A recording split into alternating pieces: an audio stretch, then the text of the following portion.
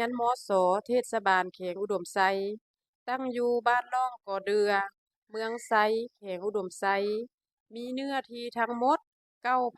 9,989 ตารางเมตรมีกำแพงอ้อมจอดในนั้นทิศเหนือติดกับบ้านเวียงสาทิศใต้ติดกับบ้านมอนใต้ทิศตะวันตกติดกับภูเขียวมีตึกอาคาร9 หลังประกอบ4 หน่วยงานมี35 ห้องเรียนมีห้องประชุมมีห้องสมุดห้องทดลองและสโมสรนอกนั้นยังมีเดินฟุตซอลหญ้าเทียมเดินบานบ้วงเดินบานซุงและเดินเปตังทางด้านกงจักการจัดตั้งและบุคลากรประกอบมีหน่วยพักมีคณะพัก3 สหายหญิง1 สหายคณะอำนวยการโรงเรียน4 ทานหญิง2 ทานปัจจุบันมีครูอาจารย์ทั้งหมด63 ทานหญิง38 ทานมีพนักงานบัญชี1 ทานและขาเข้าขาออก1 ทานยังประกอบมี4 องค์การจัดตั้งมหาชนนับตั้งแต่ได้รับการสร้างตั้งเป็นโรงเรียนมสเทศบาลแขวงเริ่มศกปี 2000 เป็นต้นมาผู้อำนวยการโรงเรียนมีทั้งหมด5 ทาน 1. ท่านอาจารย์ติ้งไสยคำ 2. ท่านอาจารย์นิวัฒน์ไสยสิทธิ์ 3. ท่านอาจารย์บุญทันสุริยวงศ์ 4. ท่านอาจารย์จันเพ็งปัญญาศักดิ์ 5. ท่านอาจารย์พรไสไสดวงตา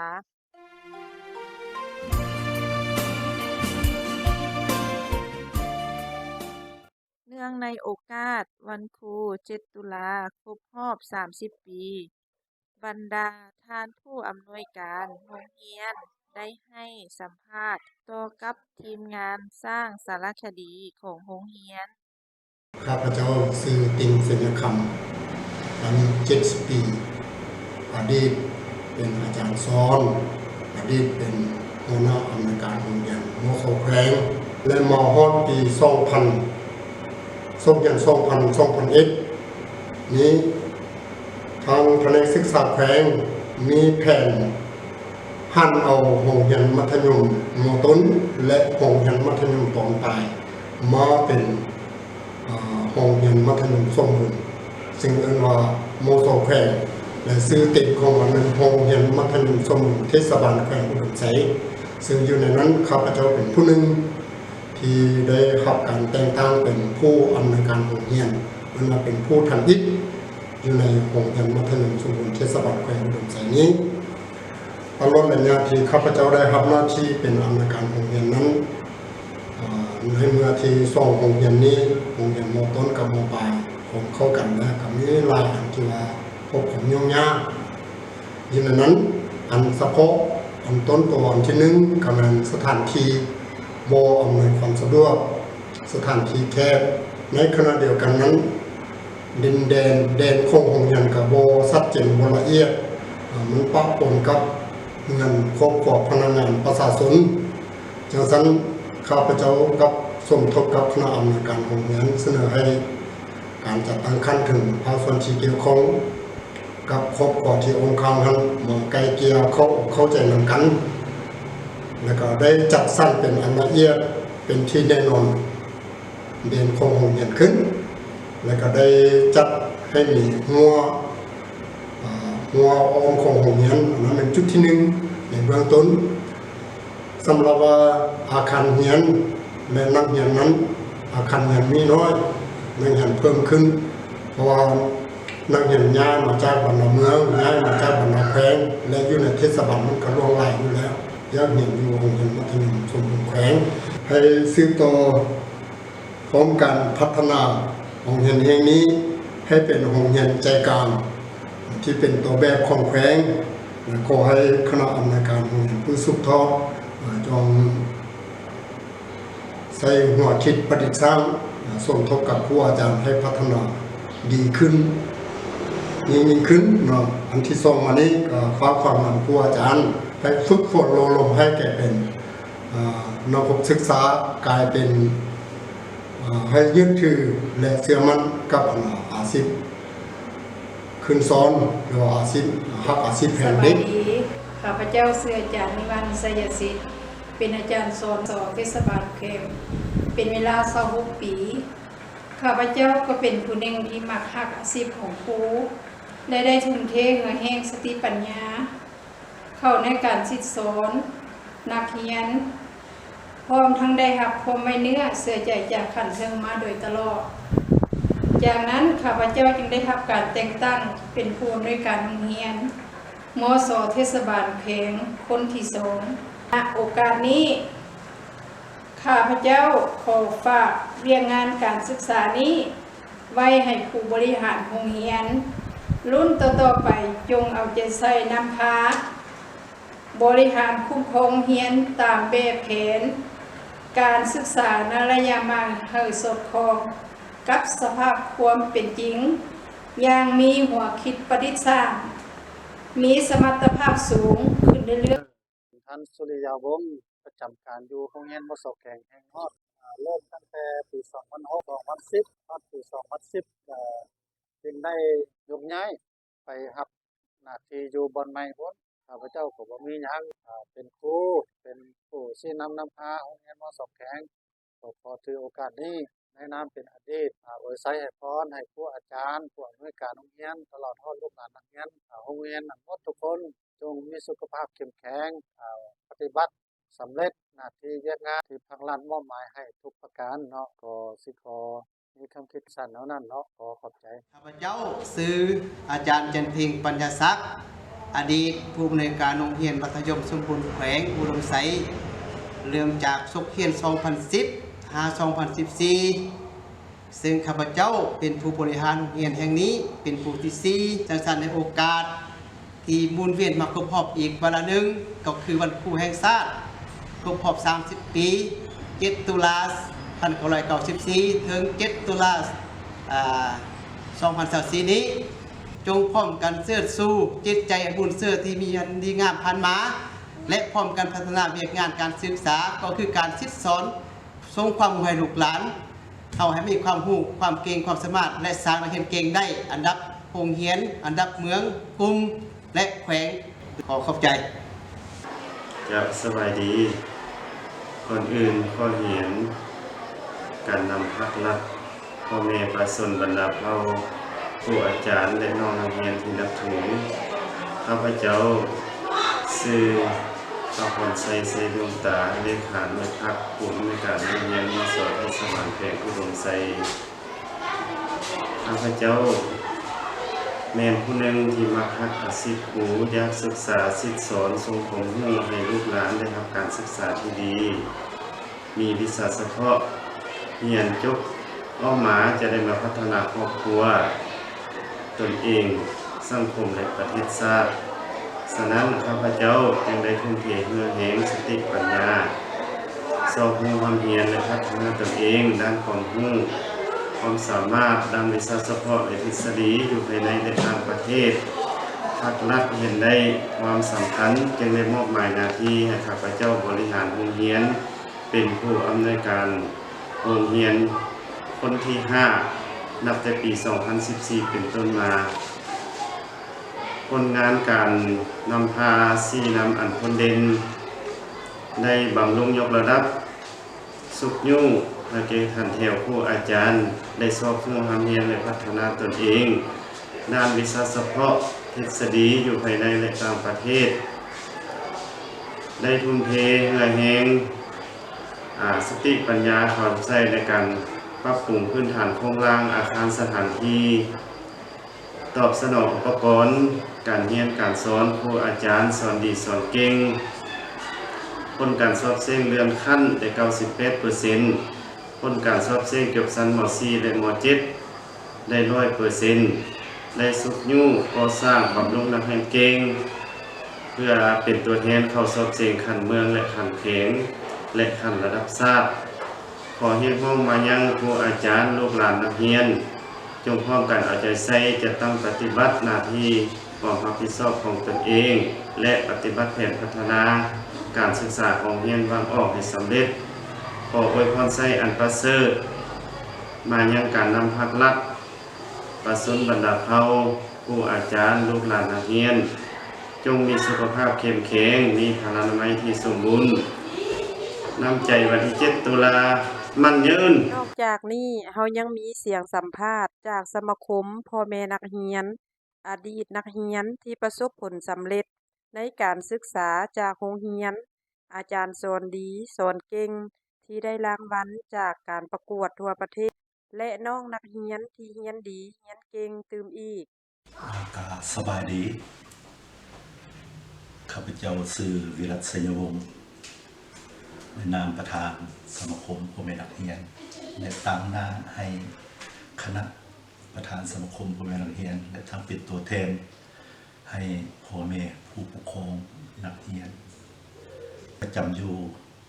มส.เทศบาลคลองแขวงอุดมไซเรานี้ในระยะผ่านมาตลอด10 กว่าปีในนามก็ได้เป็นประธานสมาคมโรงเรียนประจำโรงเรียนมส.แขวงเรานี้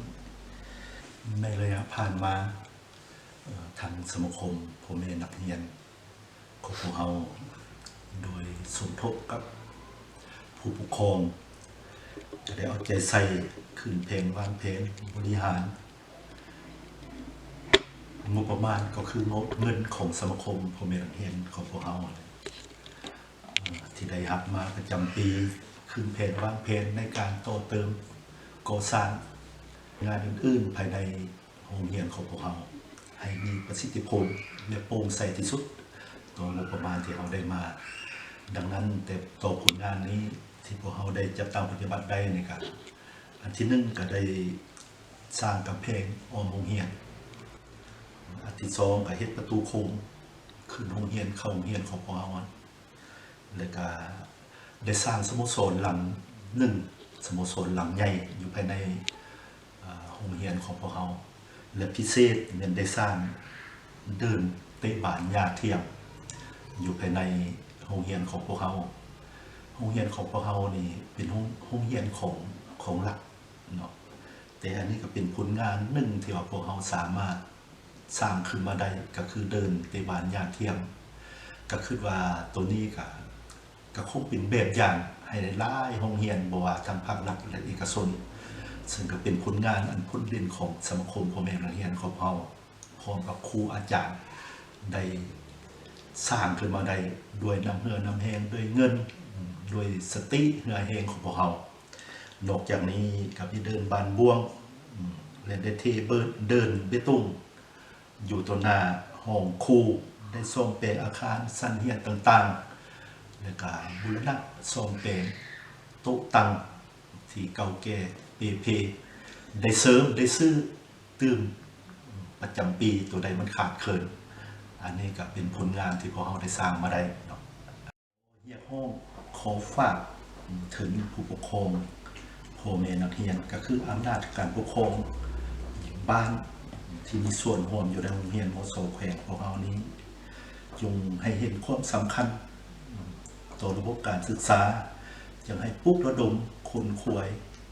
อบรมศึกษาลูกหลานของพวกเราที่ว่ามาเข้าโรงเรียนอยู่นี้เนาะหนึ่งก็คือเฮาฮู้ผ่านมาแหละการปะละการเรียนนับมือนี้ก็นับหลายขึ้นนะการปะละการ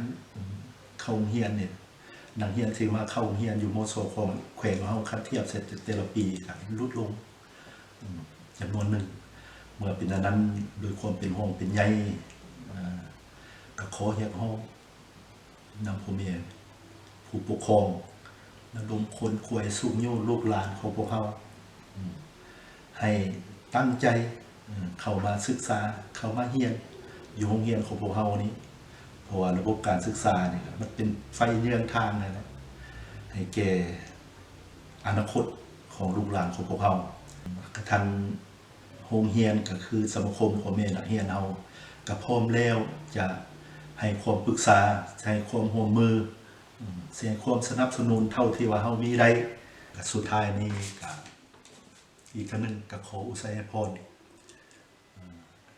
ให้บรรดาท่านอยู่ในคณะสมาคมพ่อแม่นักเรียนบรรดาท่านผู้ปกครองนักเรียนอยู่ในมส.แขวงของพวกเขาขออุทัยพรพิเศษก็คือคณะพักคณะอำนวยการ ครูอาจารย์ทุกท่านที่อยู่ในโรงเรียนโมโซแขวงพวกเรานี่จงมีสุขภาพเข้มแข็งมีพลามัยสมบูรณ์ปราศจากโรคภัยไข้เจ็บปรารถนาสิ่งใดก็ขอให้ได้ดังความมักความปรารถนามีความสุขส่วนตัวและครอบครัวพร้อมกันสืบต่อภารกิจที่สำคัญและมีเกียรติในการปฏิบัติหน้าที่เรียนงานของพวกท่านที่ได้ภาครัฐมอบหมายให้โดยความรับผิดชอบสูงและมีผลสำเร็จยิ่งขึ้นขอขอบใจ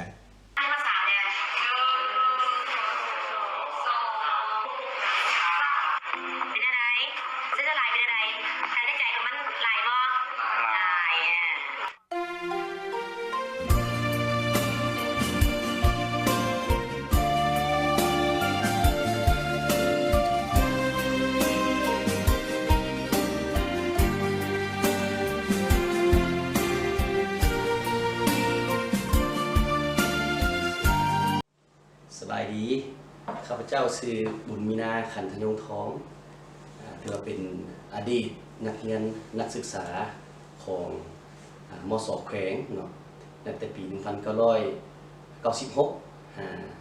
ปี 2002 ถือว่าสำเร็จการศึกษาถือว่าข้าพเจ้าก็เป็นผู้หนึ่งที่กำเนิดในครอบครัวชนชั้นธรรมดาแต่ย้อนได้รับการศึกษาการทำเรียนจากครูอาจารย์จึงเฮ็ดให้ข้าพเจ้ามีความรู้มีความสามารถทางด้านวิชาการมีหน้าที่เวียกงานและมีชีวิตการเป็นอยู่ที่ดีขึ้นถ้าเทียบใส่แล้วครูอาจารย์ก็คือดังพ่อแม่ผู้ที่สองของข้าพเจ้าฉะนั้นข้าพเจ้าในนามที่เป็นอดีตหรือว่ารุ่นอ้ายขอเรียกร้องเสนอมายังบรรดาน้องนุ่งลูกหลาน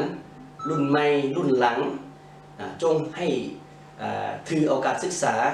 เป็นสิ่งสำคัญที่สุดเพื่อนำพาให้ตนเองไปสู่ความสำเร็จณโอกาสที่มีความหมายสำคัญนี้วันครูแห่งชาติลาว7 ตุลาครบรอบ30 ปีข้าพเจ้าอีกทีนึงขอต่างหน้าอดีตนักเรียนก็คือในนามส่วนตัว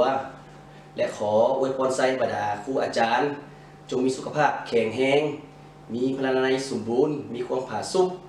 มีความสุขในชีวิตและส่วนตัวสบายดีพวกหลานเองมีชื่อว่าชาวอาจุเล่าปัจจุบันเรียนอยู่ห้อง74นางสุภพรอุ่นแก้วปัจจุบันเรียนอยู่ห้อง61มื้อนี้พวกหลานขอตั้งหน้าลูกศิษย์นักเรียนนักศึกษากล่าวคำอวยพรครูจารึกบุญคุณครูที่พวกหลานยังบ่ลืมในวันที่7 ตุลาซึ่งเป็นวันครูแห่งชาติซึ่งวันนี้ก็เหมือนดังวันสำคัญของพ่อแม่พวกหลานอีกผู้หนึ่งเริ่มตั้งแต่ชั้นเรียนอนุบาลประถมมัธยมครูได้ทุ่มเททั้งแรงกายแรงใจเข้าในการสอนเพื่อหวังให้พวกหลานได้มีความรู้ความสามารถเพื่อนำความรู้ความสามารถนี้ไปพัฒนาประเทศชาติบ้านเมืองให้มีความเจริญก้าวหน้าซึ่งบุญคุณครูในครั้งนี้พวกหลานบ่อาจที่จะลืมได้เพื่อเป็นการจารึกบุญคุณและตอบแทนคุณงามความดีของครูอาจารย์พวกหลานขอตั้งหน้าลูกศิษย์นักเรียนนักศึกษาขอปฏิญาณว่าจะตั้งใจศึกษาเรียนเป็นคนดีของสังคมเป็นลูกหลานที่ดีของพ่อแม่และเป็นลูกศิษย์ที่ดีของครูอาจารย์เพื่อสืบทอดภารกิจในการปกปักรักษาและสร้างสรรค์พัฒนาประเทศชาติในอนาคตเนื่องจากวันครูแห่งชาติครบรอบ30 ปีใกล้จะมาฮอดนี้ในนามน้องเองขอตั้งหน้าน้องนักเรียนหมดทุกคนขออวยพรใส่ให้ครูบาอาจารย์ทุกคนจงมีแต่สุขภาพเข้มแข็งปราศจากโรคภัยไข้เจ็บให้มีแต่ความสุขสมหวังเจริญก้าวหน้าในหน้าที่การงานและครอบครัวขอขอบใจใจผู้ทรงเขาคุณมา